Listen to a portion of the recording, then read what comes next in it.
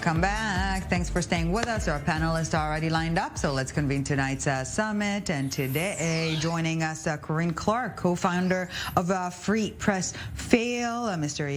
Igor Marcus, director of Republican Overseas, and Marc Schulman, editor-in-chief of History Central and a columnist for Newsweek. Hello, all, and thank you so very much for joining us today. As our main topic, game on. Nikki Haley throwing her hat into the presidential ring. Is the Republican Party ready to move on from Trump, from Trumpism? Before we unpack it all, let's take a closer look.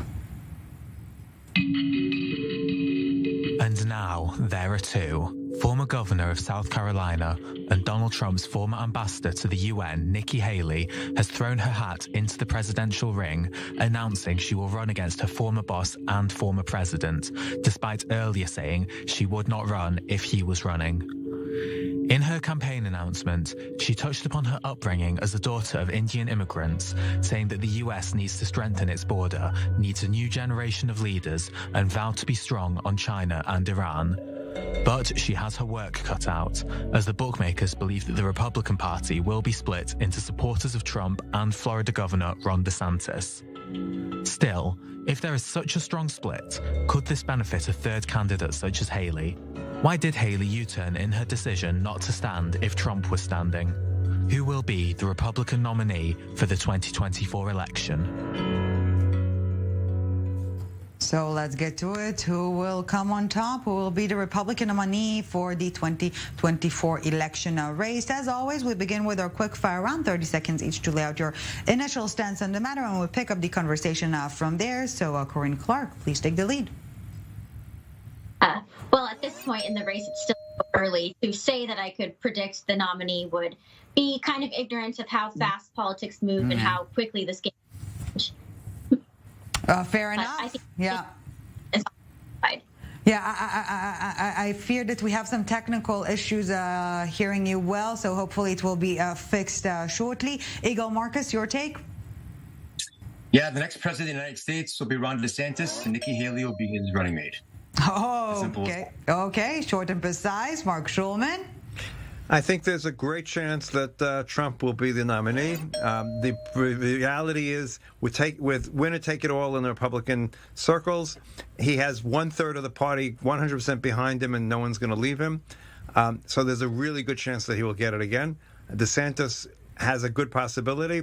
Nikki Haley is much less likely. She would be the best candidate of all of them, but that will not necessarily mean she'll be elected by the Republicans to run. Okay, and before we elaborate on that, we also asked the same question, i24News viewers and followers online, and this is what they had to say in a Twitter poll, who they think will be the Republican nominee for the 2024 elections. 38% supporting, or thinking rather, it will be Trump. 28% believe it will be Haley. 21 voting for Ron DeSantis, and another candidate, 13%, and we are expected to see more candidates joining the race naturally. Okay, let's feel free to interact from this point onward. So let's begin with the fresh blood in the race. Nikki Haley, what is she bringing to the table? What is her game plan here, if you will? Igor.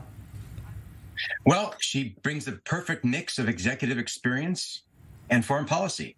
And this is a person who has an outstanding career running a great state. And when she became the ambassador to the United States, the United Nations, she did an outstanding job as well. So I think she brings all the right pieces. The question is a matter of building that infrastructure, the funding certainly, and really getting out there and getting her message out there. But I do think that she has all the right experience, and she has the right personality to really have America fall in love with her. And she's an underdog, but she's never lost a race. And I don't think she's planning on losing it again. Corinne, what do you think? Okay, yes. Mark, we're fixing some technical issues. Yeah. So first and foremost, she has courage. The fact that she's willing to be the first one to come in and go against Donald Trump, that shows a lot of courage. We'll see how he reacts. He's been attacking DeSantis constantly at this point, even though DeSantis has not said he's going to run. So I give her a lot of credit for having the courage. Like I said before, she'd make the perfect candidate for the Republicans. However, you're saying it as a Democrat, Marc Schulman. Let's be. I am saying that as a Democrat, absolutely. Although officially I'm neutral, but yes, I lean Democratic without a doubt. Right. No, I lean Democratic. That's no question about that. Your journalistic analysis is obviously neutral, right. But yeah.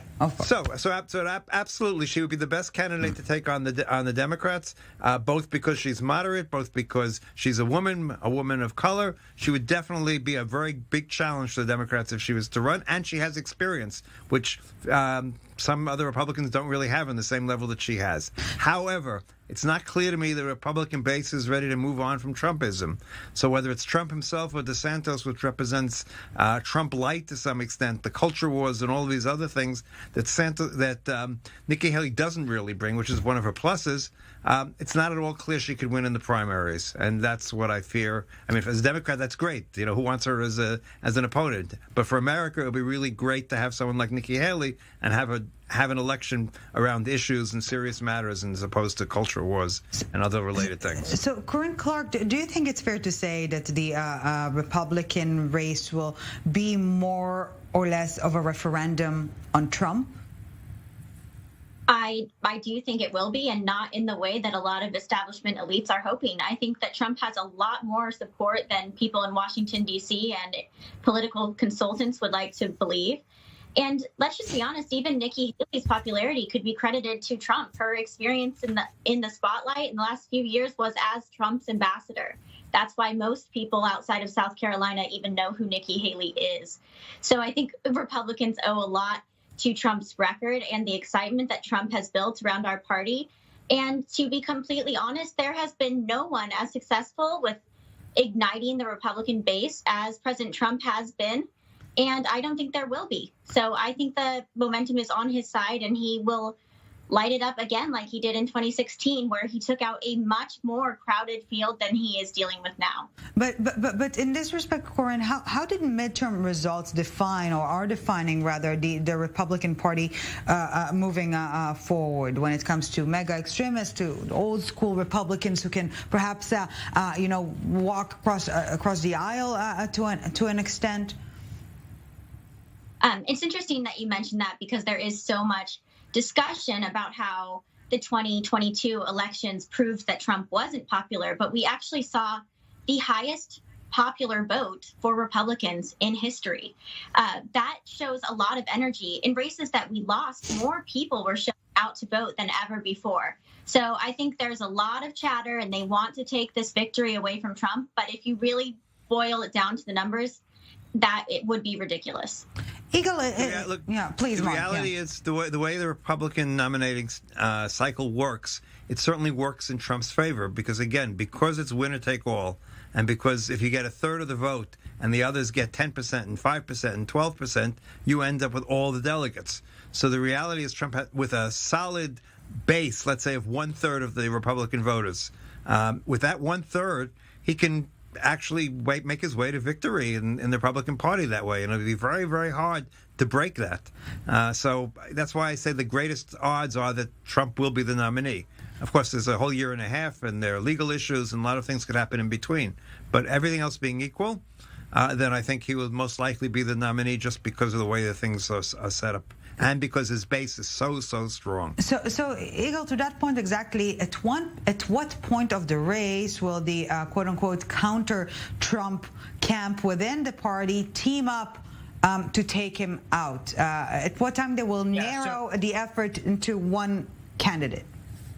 That's a great question. I think that one of the things they learned from 2016 is that allowing too many candidates to last too long really does, to Mark's point, split up the vote.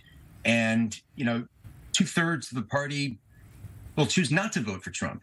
So the earlier the other candidates get out of the race, the better the chance of another candidate like a DeSantis or a Haley rising to the top.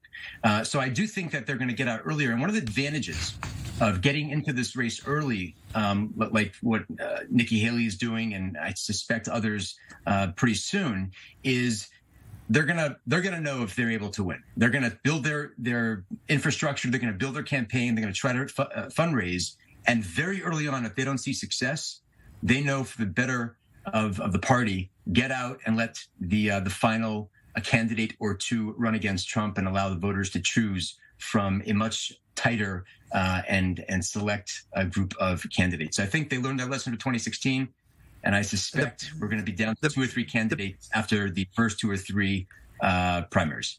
The party might have, but politicians tend to be narcissists, and they somehow keep on believing that they can pull it off. What? Except for Trump. Not the Republicans, except for Trump. Well, if it was a Shakespearean play, vanity definitely would have been embodied in a human nature to an extent. Corinne, let's circle back to Haley herself. She's talking about this new generation of leadership, new blood, but DeSantis, Pompeo, Pence, she very much included, they all revolve around Trump in that way or another. Will we see candidates from outside the circle, so to speak? Yeah, out of all of those candidates that you just listed, Pompeo, Haley, Pence, Trump has the least amount of time in politics of all of them. If there was an outsider on that list, it is President Trump. Nikki Haley has been in politics way longer. Ron DeSantis has been in politics way longer. We know Pence has, and Pompeo, both as executives and as members of Congress. The outsider candidates here is still Trump. So a former president is still able to maintain this anti-establishment sentiment, the brand of the anti-establishment candidate? Oh, if the comparison is the field that you mentioned, he is absolutely the outsider candidate there. The years of experience don't lie there. They've been working in politics their entire careers. He hasn't. He worked in business. So a failure in business makes you, and not a greatly successul presidential, it makes you the best candidate. I mean, these other people do have better reasons for people to vote for them, quite honestly, across the board. Well, experience seems to be a burden, not a virtue. Eagle, how conservative is the GOP nowadays? Are we to see a more moderate republicanism now, or the other way around? I don't think so. I think we are, given how left and how woke the left enclaves have become in the country. I believe we're going to try to offset that with a strong conservative candidate.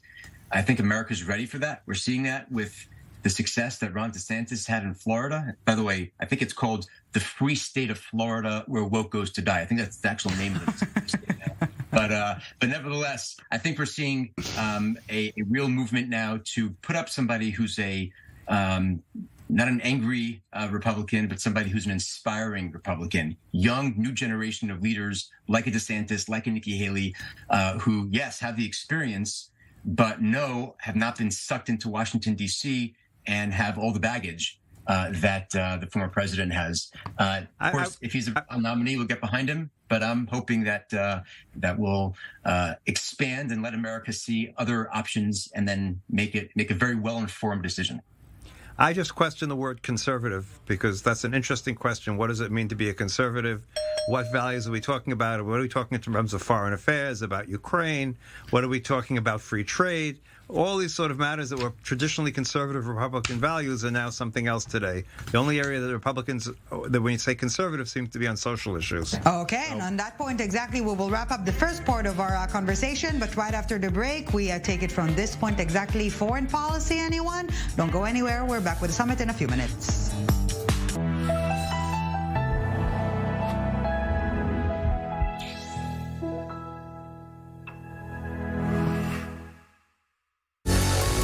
We're on the inside of political and religious passions in Jerusalem, breaking down the financial trends shaping the global economy, giving you key context, not just headlines. With the stories from Israel that touch the U.S. and those across the region with impact far beyond its borders. Sunday to Thursday on i24 News. Catch the rundown, where the Middle East meets the world. If you could travel to the Middle East right now without packing and without a plane ticket, would you? We are in Tel Aviv, Israel. Welcome to i24 News Digital. Here, we bring Israel and the entire Middle East right to your social networks. On your phone, on your desktop. Here, i24 News creates videos especially made for social media. And believe me, we are out there working hard. Right here. Israel and Nepal. For the very first time. Is how they begin. Making original content. Streaming live, even in the hard moments. There are literally rockets going off. I'm in a bomb shelter. And filming docuseries. With us, you will find all the big stories you missed on television. So join i24 News on Facebook, Twitter, Instagram, and YouTube. And discover the Middle East with us.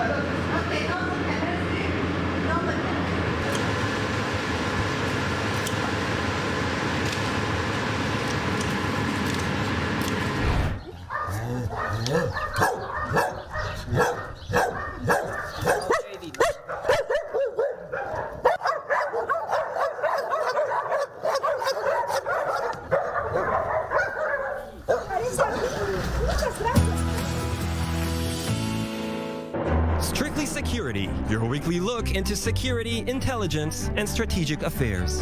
Our team brings the latest on the major international conflicts, analysis of the major security issues right here in the Middle East and around the globe. Saturdays, only on i24 News.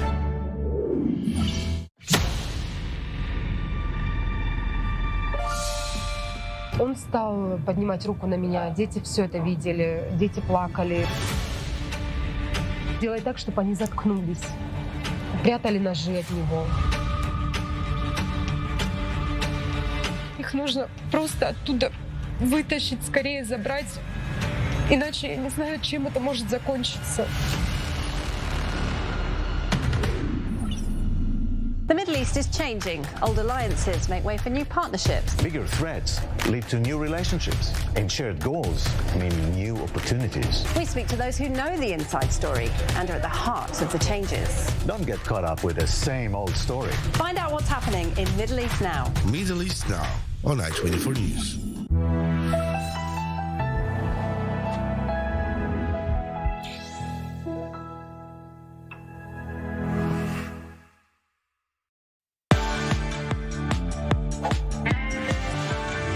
Welcome back to the summit. Still with us, Igor Marcus and Corinne Clark and Marc Schulman. What a panel we have tonight, and we're staying on topic, of course. But first, let's take a listen to some of Haley's announcement earlier in the day, pointing the fingers inwards to an extent. So let's take a listen.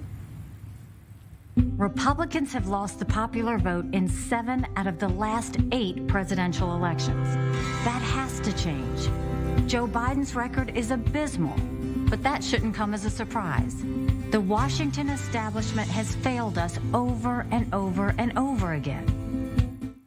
So let's get to it. Why do Republicans lose the popular vote? Another quick fire round, and we'll pick it up from there. Igor Marcus, take the lead, please.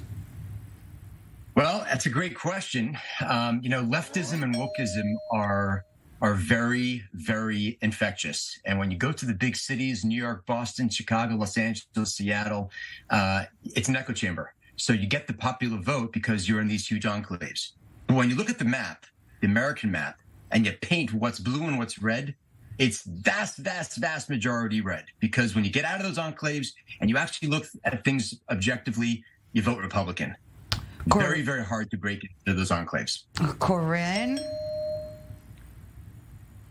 Yeah, I mean, that is absolutely true. The big cities are a haven for liberal voters and turn out a vast majority of the popular vote. I do think that is starting to change as we see a lot of Republicans are running to these red states. They're turning out in bigger numbers than ever, as I said, because they know their votes are going to count there. and it means something, where I think for decades previously, Republicans in California didn't necessarily feel like they had to cast a vote for president because it didn't matter. That's changing, and I hope that the popular vote changes along with it. Mark, your take? Well, the Republican policies are not all that popular amongst the majority of Americans. The majority of Americans live in the cities. Certainly amongst the urban populations, their policies are not particularly popular. Abortion, gun rights, all of these matters are not popular amongst urbanites, and most of American people live in urban centers or immediately surrounding them, and most of American economy is in the urban centers and the areas immediately surrounding them. So that's why they lose, because they have policies that are not popular in those areas. Wokeism is just a nonsensical term that is used way too often. Most people in the big cities are centrist, leaning left, but they're not so woke and they're not so left.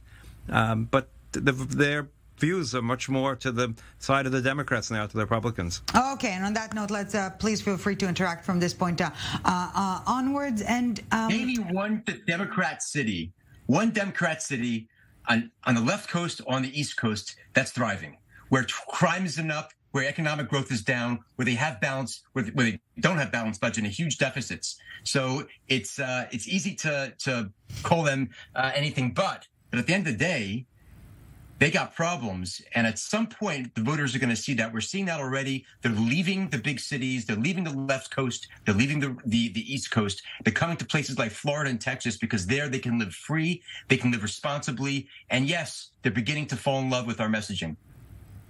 We haven't seen that. Obviously, the answer was 7 out of the 8 times they've lost the popular vote.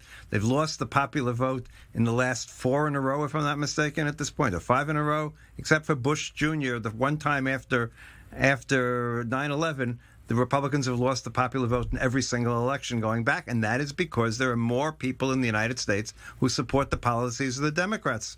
That's the reality. If you change the policies, maybe it'll change, but that is the reality. Also, let's remember something. People also vote with their groups, and that also is very much a case. Urban America is very much aligned with Democrats, rural America with Republicans, and somewhere in between some of the exurbs that fall somewhere in between. Correct.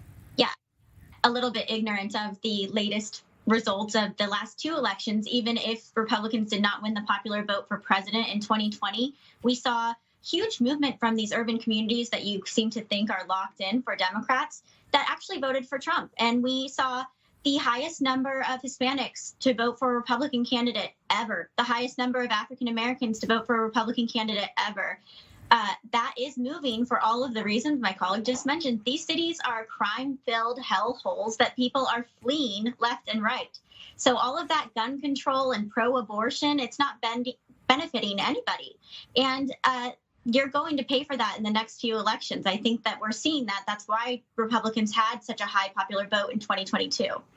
Right, but they lost the college-educated almost completely. So, you can balance it any way you want. The bottom line is more people voted for Democrats in all of these elections. The groups may change a little bit, but that's the reality. And I think it's mostly policy issue. It is also tribal issue as well, but it's mostly policy. And the Republican policies particularly hurt the cities in terms of taxes and all sorts of other areas while helping the rural communities. And so that's the reality. People are voting for their interests. People are voting for their tribes. And it's going to be very difficult to change that without some major changes in policy. Now, the Republicans can keep on winning the presidency because of the Electoral College, but it does not mean they can win the popular vote. It'll be very, very difficult for them to do so, especially with the young people coming up who seem to be overwhelmingly Democratic, especially after the abortion issue. That's because you control the universities. Oh, stop with the controls, the control of the minds. I mean, come on. Most minds these days are determined on social media, on TikTok, on YouTube, and all those places. They're not determined by the professors who are speaking in front of a classroom in a university. That's just not the case. It's a fable at this point. That? Yes, I do. And why do you pick go to Republicans? What? Excuse me, say that again? Why? College-educated vote. You care very much that the college-educated vote did not go to Republicans, but if that's not where the vote is decided, who cares? The vote's decided on social media.